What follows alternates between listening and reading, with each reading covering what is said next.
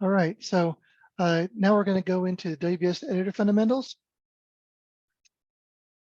And before we do that, I just wanted to remind you that the material that I downloaded for you, we're going to be, I'm going to show about half a dozen slides and then go into a demonstration.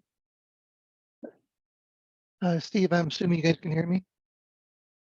Yes, we can. Great. Okay, so the stuff that I had you download, here's that quick launcher. And here is this file, Decorators Macy's 2 PDBK. Just left click, drag and drop it onto the quick launcher, and you'll get a splash screen pop up saying process dashboard. And then the team dashboard should open up. Just take a second here. There we go. And then I'll be using this to do the demonstration after the slide. So if you want to follow along, then you want to do this same steps also. All right, let's go to the slides. All right, so we're going to be focusing here on the fundamental activities you do in the WBS Editor. WBS Editor is super powerful and a phenomenal way to quickly create a very complex plan. If you need to, you do so quickly and get to work on the pile. So this has got a lot of words on it, but I just want to remind you of some of the words that I'm using in TPI and TSP and how it maps to what some of the concepts that we teach in TPI. So what we're talking about in this module, this number 2 module, is how to create that project. Now, you don't start here in the WBS Editor. You start with the requirements, say the project requirements, and you take those requirements and you make a conceptual design. We talk about this a lot in the TPI class and the PSP fundamentals. Conceptual design, I think we'll talk about it in this demonstration here. Basically, you're trying to come up with what are the rocks in your pile. I got to dig 3 ditches, paint 5 houses, write some white papers, teach some classes. All these are rocks in your pile, and they're all the things you have to do to get your project done. Could be all different kinds of products and services. Now, another thing we're going to talk about inside the WBS Editor is we've used the phrase proxies and rates. We're talking about that first module. They refer to relative size estimates. Okay, so we may use relative size estimates like small, medium, and large to get away from is the ditch 12 feet or 12 feet 2 inches? And you can get a team lost in that, or as an individual, you get hesitant and have analysis paralysis to hesitate on what is the estimated size. And relative size estimates is they say, hey, look, you just want to be in the ballpark.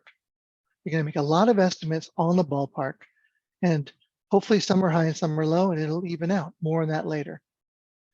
And so the relative size estimates is a way to get through that and to quickly identify how big estimating how big the big parts are. And the rates are built into this. So it also turns into how long will they take? How fast do you dig the ditch? How fast do you write the white papers? How fast do you write software? Now, the pile of tasks, turning those rocks into tasks, use workflows. This is the name in dashboard. Workflows is that process that you apply to a white paper to make it be those steps where you draft it, review it, publish it, or inspect it and publish it, whatever steps are. And you have the steps in the workflow, and you apply them to those components or the rocks to get those tasks. And then there's also the schedule. I heard you mention that when we were looking at Andy's, the cumulative direct hours. Team members have availability. And when you start assigning work to team members, you start to divvy the pile of rocks or pile of tasks out to the individuals, making sure that Jimmy and Susie have both about the same amount of work they're going to have to do. So this picture you're seeing that these red circles on top of is something that we focused on in TPI. It's the big picture about the fundamental idea behind PSP and TSP and TPI is that you do some stuff in planning, then you do some work, and then you capture some data, and then you use that new data, new actuals, to update your assumptions about the next plan. And you do that work capturing data, fold that around into your historical performance, and you should go through and do these steps. You look at your history again to make sure you're planning the 11th house you're going to paint to be done in a similar time frame as the other 10 that you've done. So this cycle here was described in the TPI class. And what we're focusing on here is these set of tasks, the set of steps in here of the planning framework that are done in the WBS. Now, you don't make a conceptual design in the WBS, you capture it in the WBS. More on that later. Turning those that's your set of rocks, conceptual design. What are the rocks? And then estimating the size of those rocks and estimating the time those rocks will take. Those are done through in the WBS editor using the proxy estimation tables, which we'll talk about again. And then turning those rocks into tasks is applying the workflows, which is talked about in this demonstration also, and then assigning them to team members and making sure it's load leveled so that you understand when the team is going to be done and everybody's engaged up to around the same time. Then there you have that piece. This is what we're going to focus on in this module in the WBS editor. All right, so we're going to give you some context for the demonstration. And we're going to step away from software because people probably go, well, okay, I'm not doing software, so this doesn't apply to me. We've applied this to all kinds of groups in NAVAIR. And so we have, in this case, going well outside the box, we're going to talk about some people that work at a department store. And for those youngsters in the crowd, department stores are those brick and mortar buildings that used to have clothes and stuff in them that people would go to and walk around and see what was for sale and then buy things off the rack. That's where that term comes from, off the rack. So now everyone does it online, but let's pretend that the department stores still exist. And you have these display cases in department stores that showing someone in the latest fashion with a pose, a mannequin, or a dog being pulled by a little boy in a wagon, little cute things that show things that the store is selling. And this group's job is to update the displays and change them out so that they are always advertising what's coming next. So in the spring, it's showing summer stuff, and the fall is showing winter stuff. And so people will get a chance to think, oh yeah, it's coming up, and they buy that coat, or they buy that the towels, or in the kitchen area, they buy something else, right? So these people are the ones that change those displays and keep them timely. And so they've been told, hey, there's 2 departments I want you to mess with and change the displays over to the next season. And it's the summer season, so they have to go and mess with those 2, and then they got to figure out how much time it's going to take them to do it so they can plan properly and get it done in a timely fashion so that it's not the fall when they finally finish getting the summer displays up. Now, let's talk about that world for a little bit. Some displays in those department stores are nice and simple. Here's a mannequin with, say, 3 pieces of clothing. Okay, can't get much more simple than that. Somebody had to put that together. And then you get more involved. Here are 3 mannequins with more than just 3 pieces of clothing each. Looks like there's belts and purses and stuff like that. So it's starting to build up here. But there's definitely, you can see that the amount of time it would take to put that single mannequin together would be less than time it would take to put those 3 mannequins together. So there's probably some kind of relationship between the amount of time the amount of items there are in the display, where maybe a mannequin's an item, and each piece of clothing and each belt and purse, all those are items. The more items in the display, the more time it's going to take to make that display. Pretty straightforward and simple to see that relationship. And then there are some displays that are way over the top and somebody has to do them. Here are 6 mannequins, all with clothing and necklaces and purses and stuff. And there's all these rocks and bookshelves and tchotchke and the bark, and all this stuff didn't appear there overnight. Somebody put it there. There are a ton of items in this display, and it will take a lot more than that single mannequin with 3 pieces of clothing. So they have this issue and they need to plan appropriately. Doesn't happen overnight. So they sit there and they make their conceptual design. So the two departments they've been asked to work with are women's clothing and home appliance. Now they're making this picture on a flip chart or a whiteboard or whatever, piece of paper in the break room. They're not doing this in Process Dashboard or in the WBS Editor. They are doing this just like you see, it's a graphical picture, and they lay it out and they go, well, we got risers and tables in women's clothing and risers and tables in home appliance. Now I'm going to skip the video programs. That's just to show you the different kinds of animals. I'll focus on the risers and tables for this demonstration. So they've identified the rocks. They get to the point where we say, I think we're good if we can just work on these 8, the risers and tables. Those are our pieces of the conceptual design. Now imagine if one of the tables had subtables on it and they were complicated and they had to put together some kind of rector set for demonstration for a toy for Christmas. They might actually break it up, table A, into sub pieces, saying table A1, 2, and 3, and say, well, it's going to take a while to get this piece done, and we got to do this Lego thing. It's got 5,000 Lego pieces. Let's get it half put together. Someone's going to take time to do that, and they would then have the conceptual design break it down even farther. But they got to the point where they said, well, we got these 4 risers and tables, so we're good. And they broke it down enough. And that's what you do with conceptual design, is to the point where you say, I think we can estimate each of these pieces and get a handle on those, how big they're going to be. Now you go into dashboard. So you do not create a conceptual design in the WBS editor. You create that offline and then capture it and then flesh it out from there. So now here's the team dashboard. And I have Macy's Cycle 2 selected, and I click on Work Breakdown Structure Editor. And that should bring up the editor for Macy's Cycle 2. And Macy's Cycle 2 has been preloaded, so you didn't watch me type. And here's that summer, the summer season coming up that they're preparing for. And here's the 2 departments, women's clothing and home appliances. And there's those 4 risers and tables in women's clothing and 4 risers and tables in home appliances. And again, I'll skip these 2 videos just for a demonstration. Focus on the risers and tables. So let's talk about sizing and fleshing out one of them, and I'll show you how fast it is for the others because of the power of the tool. So right now you have the planned times over here in the time column, and they're all 0, and their sizes are all 0. So one of the things that we do is we have these size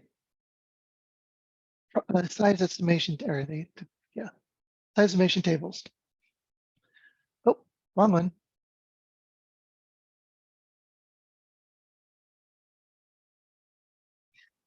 So with this guy here, we have the proxy estimation tables. How big is that going to be? And let me collapse this a little bit. So we have a proxy estimation table for areas that need to be decorated. A riser and a table are areas. And here this little table says there's small areas and there's large areas. And it's driven by the number of items.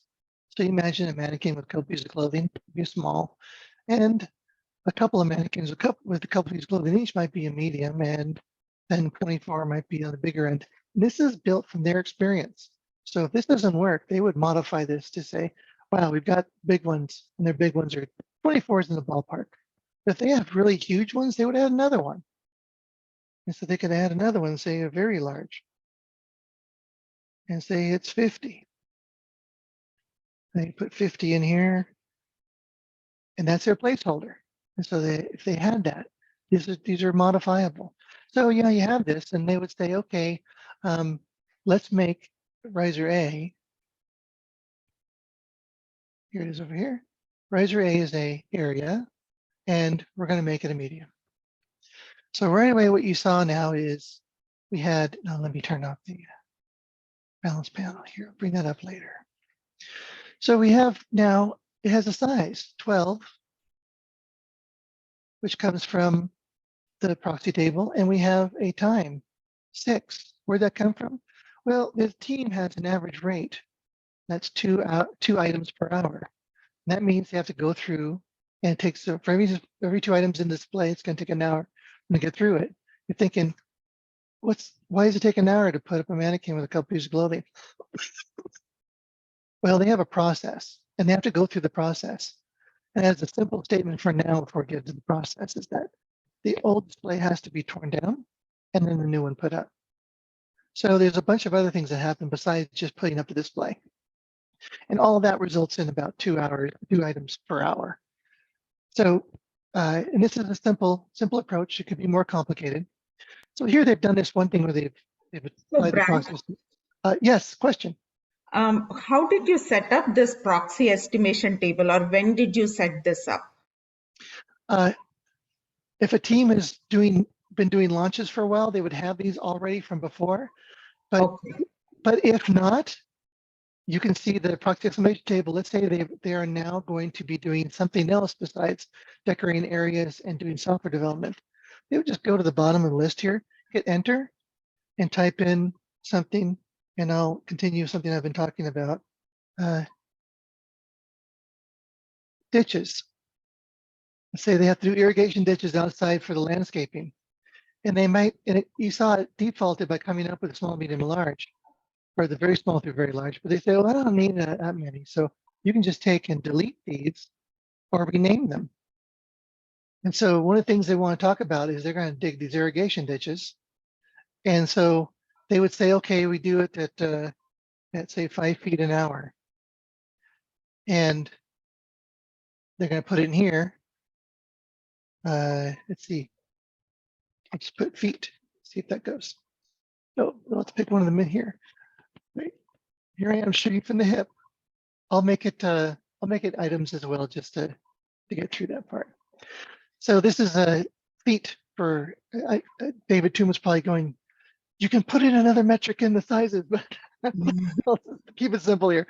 So I put over here and say, well, how many feet is in a small one? See, the department store. So small is going to be 10 feet and the big one's going to be much bigger than that. And say the large, I'll put 40 just to keep it simple. And I would put in here the sizes, 10, 20, and 40. And we find in NAVAIR having the number, I'm going to make it so that I'm not working on it. Having the number in the label helps immensely when you're applying them. Otherwise, you pick a proxy and you go, it's not enough time, maybe make it bigger. And that's what you're really focusing on is the time. You have to understand that the time is what you agree with. And so here I just made a size table for ditches. There's small ditches, medium ditches, and large ditches. And when if I had ditches in here, I would then apply them just like you see me applying them here. So you just create them just as simply as I did. Okay. Now, all right? Yep. Thank you. Okay. Thank you for asking. All right, so we're focusing on the area decorations, and we've got this one applied here, but that's not enough. We need to also break it down to tasking. So let's move the piece aside here, and I'm going to pull up the workflows. Now, same thing with the workflows. If the team has been doing this for a while, they would have these processes defined. And I'll collapse the software for a moment. And so this is their world. And so they're the experts, and they would sat down before and said, so what do we go through when we have to set up a new display? And so they would design what the new display is going to look like with paper and pencil or whatever they do. And then they would look it over and see if they've made mistakes like they've had in the past designs. And then they would have to go clear down the existing display and put all the pieces away. You can't throw away mannequins. You put the clothes back on the rack. Everything has to be reused later. And all that bark you saw on the really complicated one is put back into a bag and shoved into a closet somewhere. All that takes time. And then they have to construct their design physically, stand up their design. Now they're pulling out mannequins, they're pulling out the stuffed dog in the wagon, all the things that they put in their design. They now curse themselves for making it so complicated. And then they have to look over their constructed display to see if they have made mistakes that they've made in past constructions. And I'm saying it that way because people that have TSP and know about personal reviews would see that these two are an individual looking over what they've just done before they build upon it. And so then after they have looked it over to see if they made any mistakes they made in past constructions. They then pull someone else in saying, hey, look this over and see if it's okay. And this person might look at from a different point of view and with maybe some system standards. And they would look at it critically, maybe looking at their own problems they would find. And they would look at it and they would say, oh, you shouldn't have this sticking out over the aisle, or hey, this is top heavy, it's going to fall over, someone knocks the base. And so they resolve those issues and they fix it. And then there's the test. And this might be here because the company had someone walk by a display and a mannequin's arm got caught on a scarf and fell over. And so they have maybe a wheel cart that they run beside the bases to make sure nothing's sticking out that could be caught on a customer. And it's something that the organization, that the store imposes on a constraint on the decorators that they have to perform. And so they do that as a proof of safety or whatever issue, since they've got these things that could hurt customers. So anyway, this is their world. And there are other ways decorators can do their job, but this is their world, and they have to then build the riser A display using these sets of steps. And they have the percentage breakouts, and they even have the capability to add this minimum time so that people don't get 5 seconds to do an inspection. That is reasonable, so it's at least half an hour. So with riser A, you would go up here into workflows and you would pick the workflow under this second line here. These are the workflows. You pick it and it takes those phases, those steps that we have described in workflow and applies them under the components. So now it has tasks, and it takes the 6 hours and spreads it across all the tasks. You even have roles in here. Who's the author or prime and who's an inspector. So I can come over here and I can say, well, Andy, this is the team, Andy and Betty. I change it to Andy and it puts all the Andy in place of all the primes. Notice I haven't typed anything yet. I've been getting all this stuff from pull downs. And then I'll click on Betty or on inspector, make it Betty. And now we've got it all assigned out for this one. Now, one of the beauties of what I talked to you about earlier in the first module is that you can do this en masse. So I can select these 3 guys and these 4 guys holding the control down. I've got all 8 of them selected, 7 of them selected. Come up here and pick area decoration. And I just created 7 times 7, 50 tasks. Again, no typing required. And I can go through and I'm sorry, let me back up here. Really, the team would size these things before they would do the tasking. So they would sit there and have a round table and talk about what these are going to be. Now I'm going to apply an estimated proxy type to these 7 other pieces. And then they would go around and say, all right, how big is that riser? And they would have a chalk talk or a round table saying, well, this one's a big one, this one's a big one. Okay, we got a couple small ones here. And they would come to consensus for each one of these as they talk about, no, that table's huge. What are you talking about? I got to put the shoes on. It's going to be massive. And they'd come to a consensus on these sizes. Now we've got sizes and times for all these rocks. And then that's how they would have it. It'd be a group discussion. The team would agree on how big these risers and tables are going to require. And then they would select them all and do what I talked about. And they would apply the process to the workload to all of them, and now all these tasks. And then they go through and they start horse trading of who's going to do what. If Betty wants those pieces, and Andy goes, well, I'll take on the home appliances stuff. And so they go through and maybe Betty talked about that one. And so here we went through, and then because there's only 2 team members, we can put in these other pieces for the other member. But on a team, one of the things that's common is that they know that the inspections are about 10% of the pile. And so they can hold off on doing the inspections until they've load leveled all the author's works. And then they can come back and say, yeah, Jimmy doesn't have any time to support any inspection, so forget him, he's not a resource. They have to spread the inspections across other people. So now I've got everything has been tasked and been assigned to people. And then you pull up the team balancing panel.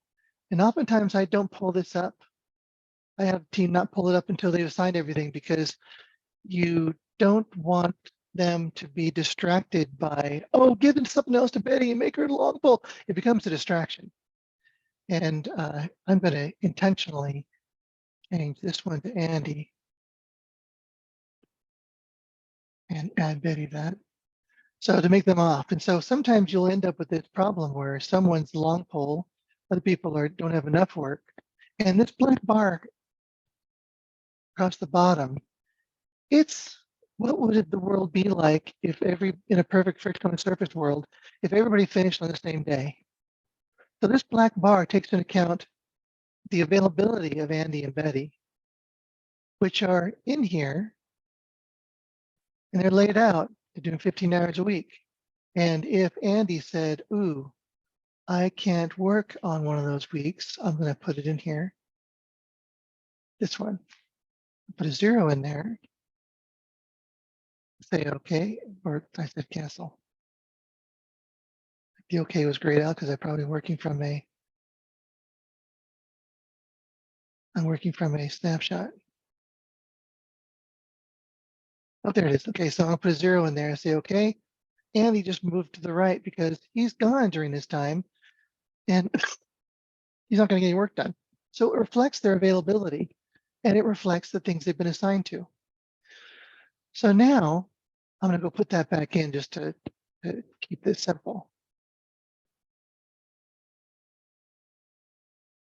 So we got Andy's got a lot more than Betty, and we can even have the little piece here showing their availability. If you have someone who's on half-time and you move a work from a person who's half-time to a person who's full-time, that's not going to, the person who's half-time, their schedule is going to move in to the left, their finish date, but the other person who's full-time, their completion date is going to move to the right, not as much because they can handle it in less calendar time.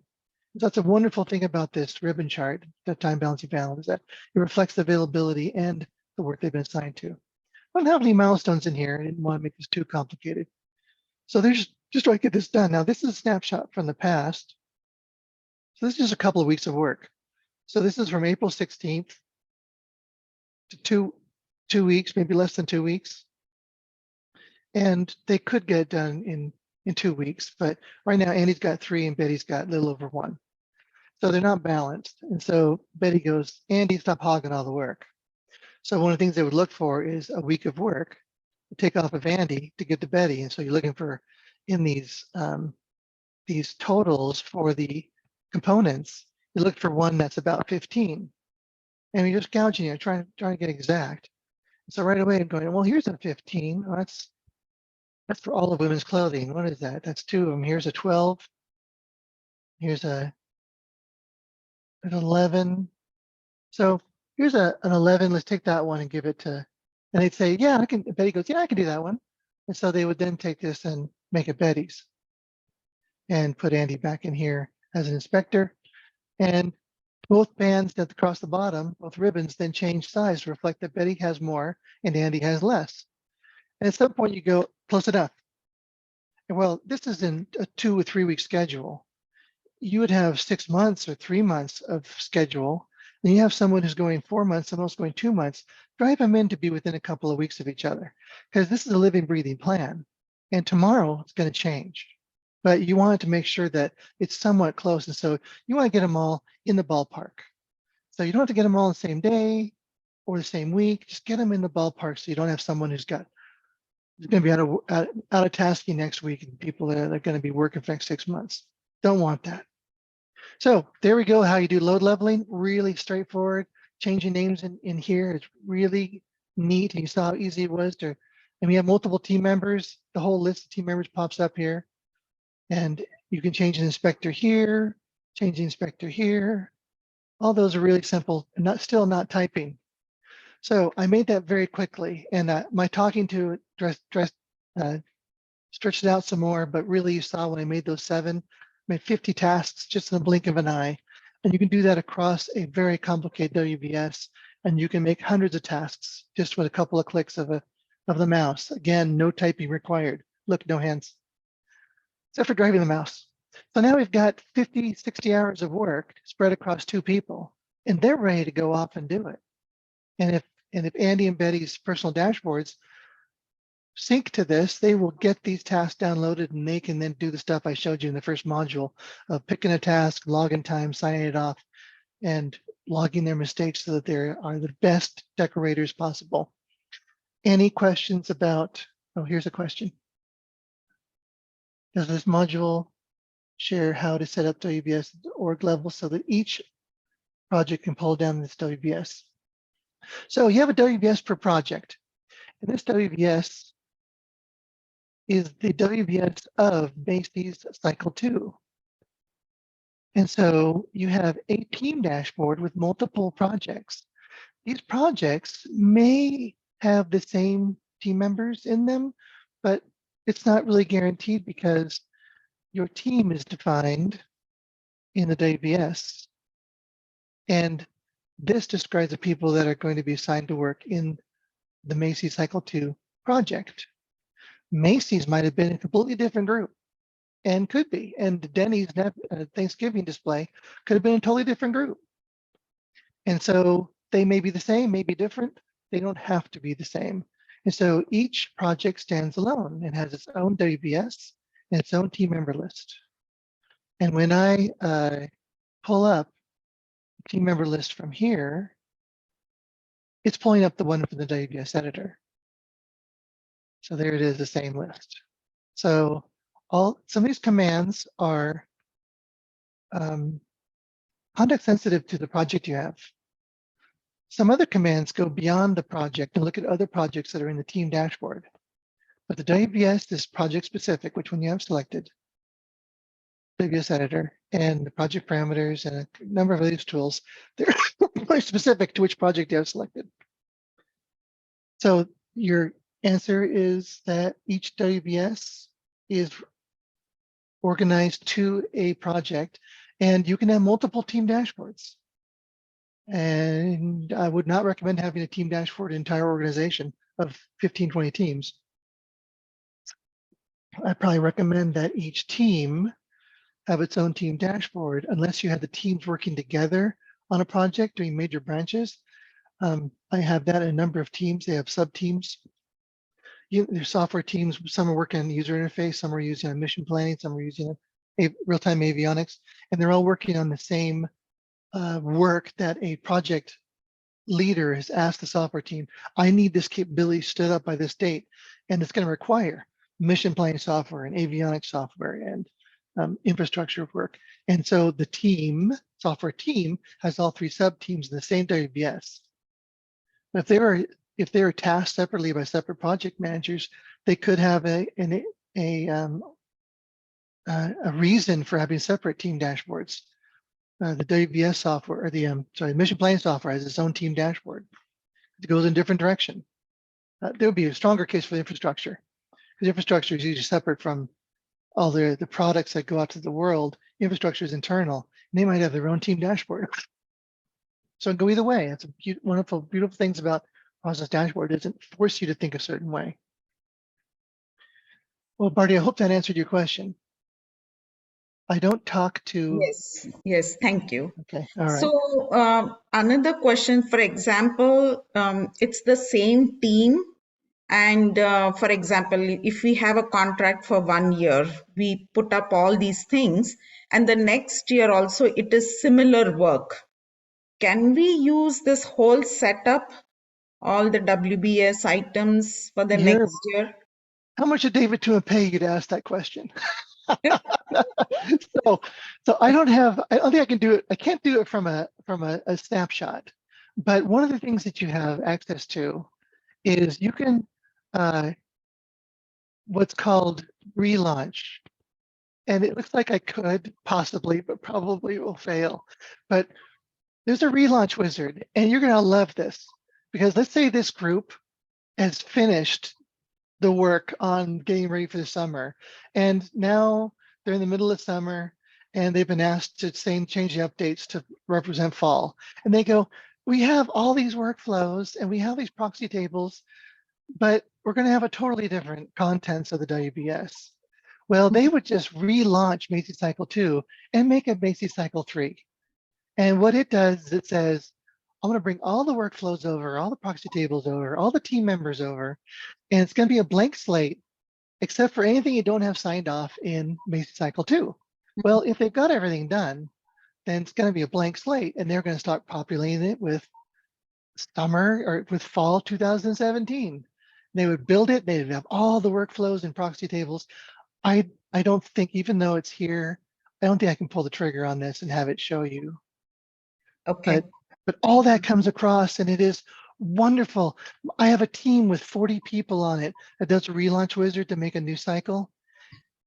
The exercise to